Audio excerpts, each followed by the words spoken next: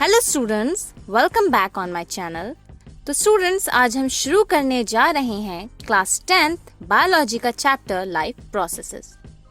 Life processes को introduce करने से पहले I want to ask one question, what is life? क्या समझते हैं आप इस वर्ड से?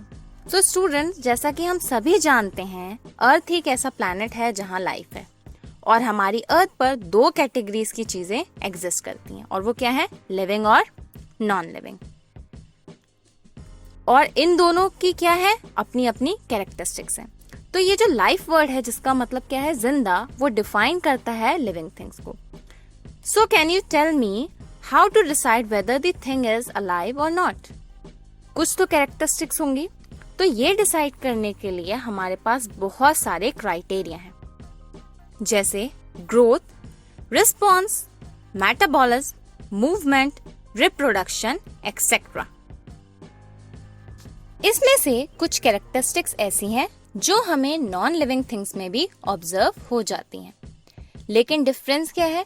नॉन लिविंग थिंग्स में वो चीजें ऑब्जर्व होती हैं due to some external forces, due to some external factors, यानी वो खुद नहीं कर रही होती, कोई एक्सटर्नल फैक्टर या फोर्स उसको करवा रहा होता है।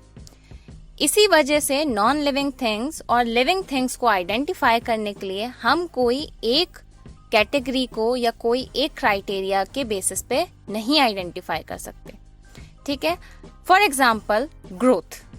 अगर मैं एक जगह कहीं मिट्टी इकट्ठी करती जाऊं तो उसका क्या बन जाएगा? ढेर। अब इस केस में मिट्टी की ग्रोथ तो हुई, पर क्या वो लिविंग थिंग है? नहीं। चलिए एक एग्जाम्पल और देखते हैं। रिप्रोडक्शन क्या है? प्रोडक्शन एक न्यू ऑर्गेनिज्म का उसके पेरेंट से। तो क्या अगर हम एक पेंसिल को दो पीसेस में तोड़कर रख देंगे तो वो रिप्रोडक्शन हुआ? नहीं ना। तो आप समझ गए होंगे, किसी को भी as a living thing identify करने के लिए आपको सारे कैरेक्टर्स पर फोकस करना पड़ेगा। और इन सब में जो सबसे इंपॉर्टेंट क्राइटेरिया है वो है मूवमेंट। अब आप सोच रहे होंगे कि मूवमेंट इतना इंपॉर्टेंट क्यों है? स्टूडेंट्स, कुछ मूवमेंट तो ऐसे होते हैं जो हमें क्लियरली विजिबल है। ठीक है, जैसे हमारा खाना खाना, चलना, जानवरों का दौड़ना, कोई काम करना, पौधों का बढ़ना, हिलना। पर कुछ ऐसे मूवमेंट्स हैं जो हमारी बॉडी में कंटिन्यूअसली होते रहते हैं पर हमें दिखते नहीं। दैट मीन्स वो इनविजिबल हैं, हम उन्हें नहीं देख सकते, लेकिन वो हमारे लिए बहुत इंपॉर्टेंट है। जैसे हम खाना खाते हैं, वो डाइजेस्ट हो रहा है, तो उस डाइजेशन का जो प्रोसीजर है वो हमें दिख नहीं रहा है, लेकिन वो कंटिन्यूअसली हमारी बॉडी में चल रहा है। उस खाए हुए फूड से जो एनर्जी प्रोडक्शन हो रहा है वो भी क्या है? इनविजिबल मूवमेंट है। ठीक है, तो ये सारे जो इनविजिबल और विजिबल मूवमेंट्स हैं, ये ही रिस्पॉन्सिबल होते हैं हमारे अंदर की प्रोसेसेस को चलाने में। ये प्रोसेसेस हमारी बॉडी के सर्वाइवल के लिए, या हम कह सकते हैं लाइफ को सस्टेन करने के लिए, बहुत ही ज्यादा इम्पोर्टेंट होती हैं। और इन्हीं प्रोसेसेस के कारण हमारी लाइफ पॉसिबल है ऑन अर्थ, इसलिए इन्हें क्या बोला जाता है? Life processes. आई होप अब आप समझ गए होंगे कि लाइफ प्रोसेसेस क्या है। बेसिकली लाइफ प्रोसेसेस लाइफ को मेंटेन करने के लिए होने वाली प्रोसेसेस हैं जो हमारी बॉडी के अंदर कंटिन्यूअसली चलती रहती हैं, जैसे न्यूट्रिशन, रेस्पिरेशन, ट्रांसपोर्टेशन, एक्सक्रीशन और भी बहुत सारी। ये सारी लाइफ प्रोसेसेस आपस में क्या है? इंटरकनेक्टेड होती हैं। ये अकेले काम नहीं करती, ये सारी इंटरकनेक्टेड है। कैसे? जैसे हमें काम करने के लिए क्या चाहिए? एनर्जी। अब हमें एनर्जी कैसे मिलेगी? फूड से। तो आपको क्या करना पड़ेगा? फूड कंज्यूम करना पड़ेगा। और इनटेक ऑफ फूड की प्रोसेस को हम क्या कहते हैं? न्यूट्रिशन। अब जो फूड आपने खाया ये पहले डाइजेस्ट होगा, तो कौन सी प्रोसेस चलेगी? डाइजेशन। डाइजेशन की प्रोसेस से क्या होता है? Complex food material smaller particles में टूट जाएगा और बॉडी में ये यूजफुल डाइजेस्टेड फूड और वेस्ट की फॉर्म में कन्वर्ट हो जाएगा। अब ये जो डाइजेस्टेड फूड है वो ट्रांसपोर्ट होगा बॉडी में, जिससे वो बॉडी में यूटिलाइज हो सके। तो यहाँ क्या कौन सी प्रोसेस फॉलो हो रही है? ट्रांसपोर्टेशन। डाइजेस्टेड फूड से ही एनर्जी का प्रोडक्शन होता है और ये एनर्जी प्रोडक्शन किसके थ्रू होगा? Through the process of respiration. तो आपने देखा बच्चों, ये सारी प्रोसेसेस इंटरकनेक्टेड हैं, इसलिए ये कैपेबल होती हैं लाइफ को मेंटेन करने के लिए। इन सारी प्रोसेस को परफॉर्म करने के लिए अब हमारी बॉडी में बहुत सारी केमिकल रिएक्शंस चलती हैं। इन सारी रिएक्शंस को मेटाबॉलिक रिएक्शंस कहते हैं और इसी से मेटाबॉलिज्म टर्म आया है।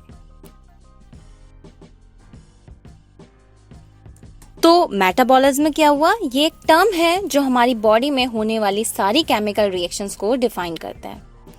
Metabolism is further divided into two categories. First is catabolism, जिसमें कॉम्प्लेक्स मटेरियल स्मॉलर यूनिट्स में ब्रेक होता है। बच्चों, आपको ये बात याद रखनी है कि जब कोई चीज कॉम्प्लेक्स से स्मॉलर फॉर्म में कन्वर्ट होती है तो ढेर सारी एनर्जी का प्रोडक्शन करती है। दैट मीन्स कैटाबॉलिज्म में क्या हुआ? वो रिएक्शंस जो कॉम्प्लेक्स को स्मॉलर यूनिट्स में कन्वर्ट करती हैं to obtain energy.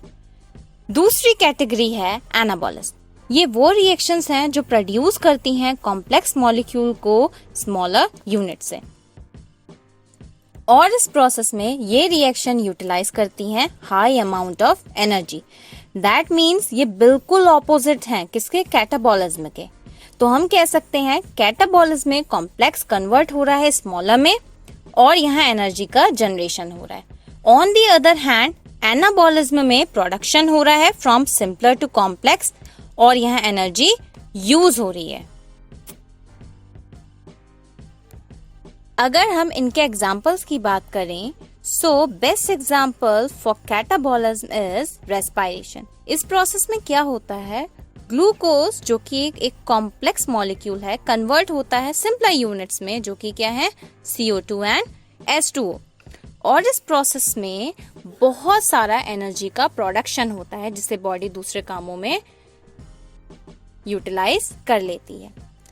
On the other hand best example for anabolism is photosynthesis, जहां CO2 और H2O in the presence of sunlight क्या प्रोड्यूस करते हैं? ग्लूकोज को। जहां CO2 और H2O हैं स्मॉलर मॉलिक्यूल्स जो कि कॉम्प्लेक्स फॉर्म ग्लूकोज का जनरेशन करते हैं और as a energy source sunlight को यूज करते हैं। आई होप अब आपको कैटाबॉलिज्म, एनाबॉलिज्म और मेटाबॉलिज्म बहुत अच्छे से समझ में आ गया होगा। सो स्टूडेंट्स, आज के लिए बस इतना ही। नेक्स्ट सेशन में हम इन प्रोसेस को डिटेल में पढ़ेंगे one by one. Thank you and keep watching my video and don't forget to like and subscribe. Bye bye.